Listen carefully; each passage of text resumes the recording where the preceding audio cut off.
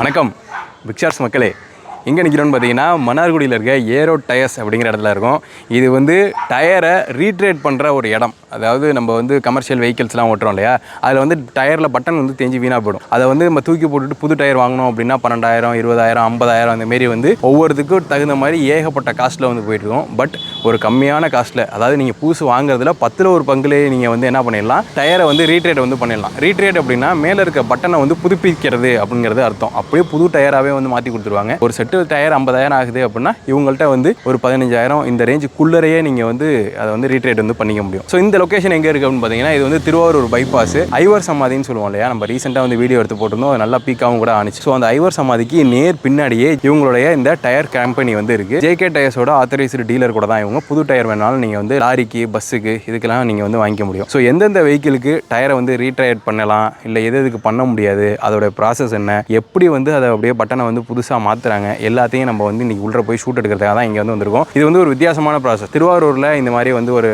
இடம் வந்து இல்லை, மன்னாவுள்ள இருக்குது, பட்டுக்கோட்டையில் இல்லை. ஸோ இந்த ஜோனில் இருக்கக்கூடிய கமர்ஷியல் வெஹிக்கிள்ஸுக்கு இது கொஞ்சம் யூஸ்ஃபுல்லாக இருக்கும் அப்படிங்கிறதுனால ஸோ இந்த ஒரு வீடியோவை நம்ம பிக் ஷாட்ஸில் எடுத்து போகிறோம். உள்ள போயிட்டு என்னென்ன ப்ராசஸ் அப்படிங்கிறதெல்லாம் கேட்கலாம். லெட்ஸ் கோ இன். இங்கே பாருங்க, டயர் இந்த மாதிரி தான் வந்து ரீட்ரேட் வந்து பண்ணி கொடுப்பாங்க. இது வந்து ரீட்ரேட் பண்ண டயர், ஒரு லாரியோட டயரு. இது எப்படி நான் ரீட்ரேட் பண்ணியிருக்காங்க அப்படின்னு சொல்கிறேன்னா, இதற்கு பாருங்க, ஏரோ டயர்ஸ் மன்னார்குடி அப்படின்னு சொல்லிட்டு இவங்களோட பிராண்ட் இருக்கா. இது வந்து 2வது வாட்டி ரீட்ரேட் பண்ணதான். இந்த இடத்துல பாருங்க, இன்னொரு இது பட்டா இருக்கு பாருங்க. இது ஃபர்ஸ்ட்ல இவங்களோட லோகோ வச்சு பண்ணியிருக்காங்க. 2வது இப்போ வந்து மறுபடியும் பண்ணியிருக்காங்க. அதாவது ஒரு டயரே நீங்கள் வந்து ஒரு 2 வாட்டி கூட நீங்கள் வந்து பண்ணிக்கலாம். ஸோ அதுதான் வந்து பெனிஃபிட். எப்படி பாருங்க, பட்டன்ஸ் எல்லாம் எவ்வளோ புதுசாக சூப்பராக வந்து பண்ணியிருக்காங்க அப்படின்ட்டு. இது வந்து லாரி டயர் அப்படின்னு நினைக்கிறேன். இந்த லேலாண்ட், அசோக் லேலாண்டுக்குள்ள டயர் மாதிரி தான் இருக்குது. தான் அங்கே இருக்கார். வணக்கம். வாங்க. நல்லா இருக்கீங்களா? நல்லா இருக்கேன். நல்லா இருக்கேன். இந்த டயர் ரீட்ரேட் பண்ணுறதை எடுக்கிறதுக்கு வரேன்னு சொல்லியிருந்தாங்க. ஸோ இன்றைக்கி வந்து எடுத்துக்கலாம் அப்படின்னு. ஓகே, ப்ராசஸ்லாம் கொஞ்சம் எக்ஸ்பிளைன் பண்ணுறீங்களா? ஃப்ரீயாக தானே இருக்கீங்க? சரி, ஓகே. அப்படியே வந்து எல்லாத்தையும் பார்ப்போம். செக் பண்ணுவாங்க. ஓகே. எது என்ன செக் பண்ணுவாங்க அதில்? ஏர் ஃபால்ட் இருக்கான்னு பார்ப்பாங்க. பிளேக்கும் நடுவில் வந்து ஏர் ஃபார்ம் ஆகிடும். ஸ்டீல் லூஸு, ரேடியோவில் பொறுத்த வரைக்கும் ஸ்டீல் லூஸ் இருக்குது. பல்ஜு, எந்த ஒரு கம்ப்ளைண்ட் இல்லைன்னா தான் நாங்கள் வேலைக்கு எடுத்துப்போம். கம்ப்ளைண்ட் இருந்துச்சுன்னா வேலைக்கு எடுத்துக்க மாட்டோம். அது அன்ஃபிட் பண்ணிவிட்டு கஸ்டமர்கிட்ட ரிட்டர்ன் கொடுத்துருவோம். செக்கிங்க்கு அடுத்தது என்ன ப்ராசஸ்? பஃபிங். இதுதான் பஃபர் மிஷின். இதுதான் டயரை பஃப் பண்ணுவோம். நம்ம டியூபு பஞ்சர் ஓட்டுறப்ப தேய்ச்சி விட்டாங்களே, அந்த மாதிரி தேய்க்கணும். டயரை வந்து டேரெக்டாகவே மாட்டிடுவீங்களா இல்லை? ஆமாம், போடுறது தானப்பா. எதுப்பா வீலில் மாட்டுற மாதிரியே ஆமாம், மாட்டிட்டு அப்பு கொடுத்துருவோம். அப்பு விரியும். இங்கே அப்பு விரிஞ்சோன்னா உள்ளே காற்று கொடுப்போம். டயருக்குள்ளே காற்று போயிடும். காற்று போயிடும். காற்று எரிஞ்சு இன்னொரு டயர் விரிஞ்சு வந்துட்டு பாருங்க. அது பிளேடு. அது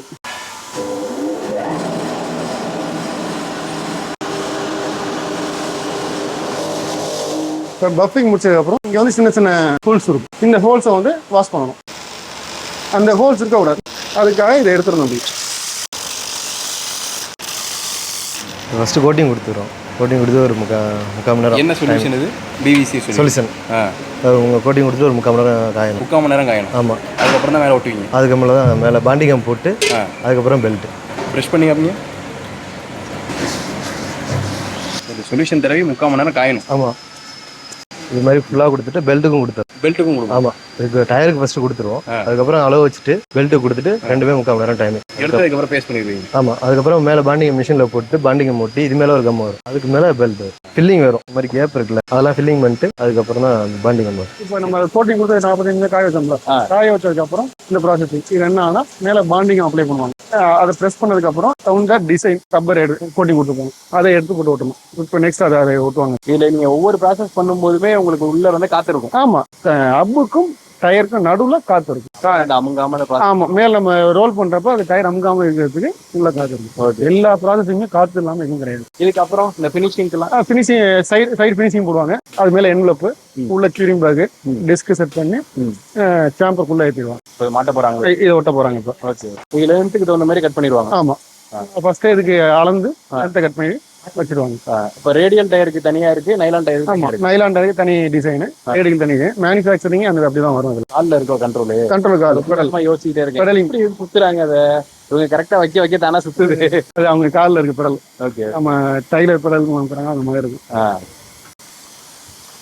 இப்போ ஃபைனலுக்கு ஒட்டி முடிச்சுட்டு இந்த 2 இடமும் வந்து சேருது இல்ல? ஆமா. இந்த இடத்துக்கு என்ன பண்ணுவீங்க? ஜாயின் கம் வச்சு மேல ஸ்டாப்லரும் போட்டு அந்த உள்ள நம்ம காத்து குடிக்கிறப்ப விரியாம இருக்கிறது. திருப்பி ப்ராசஸிங் முடிஞ்சு வெளில வந்தோம்னா ஸ்டாப்லர் எடுத்துரும். ஓகே. டேம்பர் உள்ள போயிட்டு வந்ததுக்கு அப்புறம் சைடுக்கு பெயிண்ட் அடிக்கும். டயர் கோட் அடிக்கும். டயர் கோட் அடிக்கிறப்ப ரெடி ஆனதுக்கு நாங்க இன்ஸ்பெக்ஷன் பண்ணணும். டயர் நல்லா இருக்கா, கம்ப்ளைண்ட் இல்லாம இருக்கா. ஓகே. அந்த இன்ஸ்பெக்ஷன் பண்றப்ப பண்ணிட்டு ஓகே நல்லா இருக்குன்னா தான் கஸ்டமர் டெலிவரி பண்ணுவோம். இல்ல ஃபால்ட் இருக்கு அப்படின்னா என்னோட போடுறாங்க.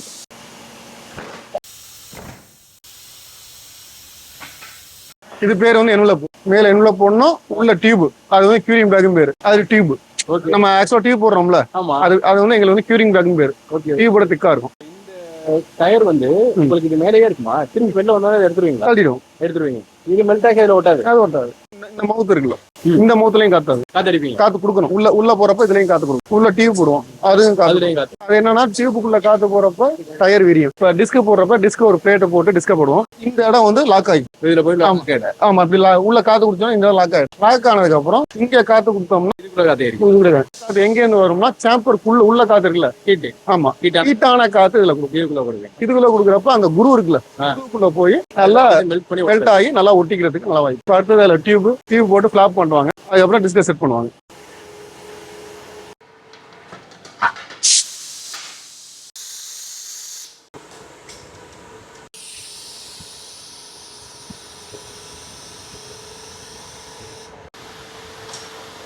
இப்போ உள்ள லோட் பண்றோம்னா எவ்வளவு நேரம் ஆகுது உங்களுக்கு ஃபுல் ப்ராசஸ் முடியறதுக்கு? மொத்தம் 4 மணி நேரம் ஆகும். ஒரு லோடிங்க்கு வந்து 4 மணி நேரம் ஆகும். இப்போ எத்தனை டயர் கெப்பாசிட்டி உள்ள வைக்கும்?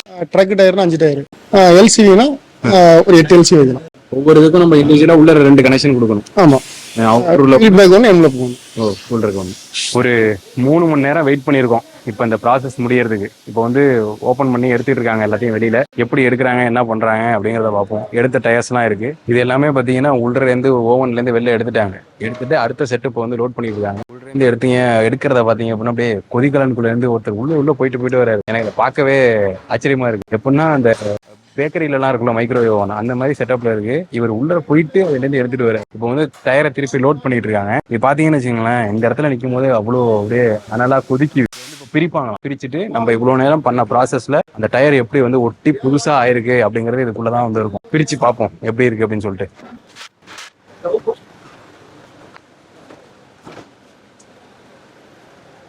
இது வந்து இப்போ ஒட்டி முடிச்ச டயர். இது புதுசா ஆயிடுச்சு பாருங்க. அது சைடெல்லாம் பாருங்க, அது ஒட்டின மாதிரியே தெரியல, புதுசு மாதிரி ஆகிட்டு. நீங்கள் இவ்வளோ நேரம் பார்த்தது வந்து டயரோட ப்ராசஸிங் பார்த்துருப்பீங்க. இது கம்ப்ளீட்டாகி இறங்கின டயருங்க. ரீடெட்லாம் முடிஞ்சு ஃபினிஷிங்காக இறங்கின டயர். இப்போ இதுக்கும் ரீபெல்ட்டுக்கும் ஒரிஜினல் டயருக்கும் பார்த்தீங்கன்னா எந்த டிஃப்ரென்ஸுமே இருக்காது. அதே ஒரிஜினல் மாதிரியே இருக்கும் எக்ஸாக்டாக. இதில் எந்த டிஃப்ரென்ஸுமே நீங்கள் பார்க்க முடியாது. இது ரீபெல்ட்டாக ஒரிஜினலான்ட்டு பர்ஃபார்மன்ஸும் அதே ஒரிஜினல் ஈக்குவல் பர்ஃபார்மன்ஸ் கொடுக்கும். இதில் வந்து பல பேட்டர்ன்ஸ் இருக்குது. இது ரிப்பம்பாங்க, ஃப்ரண்ட்ஸ் இருக்குது. இந்த மாதிரி பேட்டர்ன்ஸ் வந்து பேக் பேட்டர்ன், எக்ஸ்ட்ரா பேட்டர்ன் பாங்க. இது லெக் பேட்டர்ன், இது ரேடியலுங்க. ரெண்டுமே மாதிரி ரேடியல், பயாஸ், நைலான் எல்லா விதமான டயருமே இதே ஃபினிஷிங்கில் டயர் ரீடெட் பண்ணி. ஓகே, காலையில் நம்ம வந்து 9:30 மணிக்கு வந்தோம். இப்போ மணி பார்த்தீங்க அப்படின்னா 5:30 ஆகுது. இவ்வளோ நேரம் ப்ராசஸ், இவ்வளோ லாங்கான ப்ராசஸ். இது வெயிட் பண்ணி எடுப்போம் அப்படின்னே வந்து நம்ம வெயிட் பண்ணி எடுத்தாச்சு. ஸோ ஒரு டயரை வந்து திருப்பி ரீயூஸ் பண்ணுறதுக்கு இவ்வளோ பெரிய ப்ராசஸ் இவங்க வந்து பண்ண வேண்டியது இருக்குது. இதில் வந்து அவ்வளோ கஷ்டம் இருக்குது. இப்போ வந்து லோட் பண்ண எல்லாத்தையும் வந்து அன்லோட் பண்ணி இங்கே கொண்டு வந்து இந்த போட்டுட்ருக்காங்க. இப்போ நம்ம உள்ள ஏற்றி பிரித்து பார்த்த டயர் தான் இந்த டயர். ஸோ அப்படியே வந்து புது டயர் மாரி ஆகிடுச்சு. இதுக்கப்புறமும் அவங்க வந்து ஒரு சில ப்ராசஸ் பண்ணுறாங்க, பாலிஷ் பண்ணி இது வந்து புது டயராக அப்படியே வந்து மாற்றுறாங்க. பட் நம்ம வந்து அவ்வளோ நேரம் இருக்க போகிறதில்ல. ஸோ நம்மளுடைய வீடியோ வந்து ஆல்மோஸ்ட் வந்து ஓவர் ஆகிடுச்சு எப்படி இந்த ப்ராசஸ் அப்படின்னு. அதோட இந்த வீடியோ எதுக்கு அப்படின்னா, கமர்ஷியல் வெஹிக்கிள்ஸ் வச்சிருக்க நம்ம மன்னார்குடி ஜோன், பட்டுக்கோட்டை, திருவாரூர் இந்த ஜோனில் இருக்கக்கூடியவங்களுக்கு இது ஒரு ஹெல்ப்ஃபுல்லான வீடியோவாக இருக்கும். அப்படின்னா இந்த 3 ஜோனில் வந்து இந்த மாதிரி டயர் ரீட்ரேட் வந்து இல்லை. ஸோ உங்களுடைய கமர்ஷியல் வெஹிக்கிள்ஸுக்கு நீங்கள் இங்கே வந்து பண்ணிக்கலாம் அப்படிங்கிறத சொல்கிறதுக்காக தான் இந்த ஒரு வீடியோ. உங்களுடைய கான்டாக்ட் டீட்டெயில்ஸ் வேணால் நான் வந்து கீழே கொடுக்குறேன். இன்ஃபர்மேஷன் கேட்கணும் அப்படின்னா கூட நீங்கள் உங்கள்கிட்ட வந்து கேட்டுக்கலாம். So stay tuned with Big Shorts. இன்னொரு வீடியோவில் சந்திப்போம். Take care. சியர்ஸ். பை.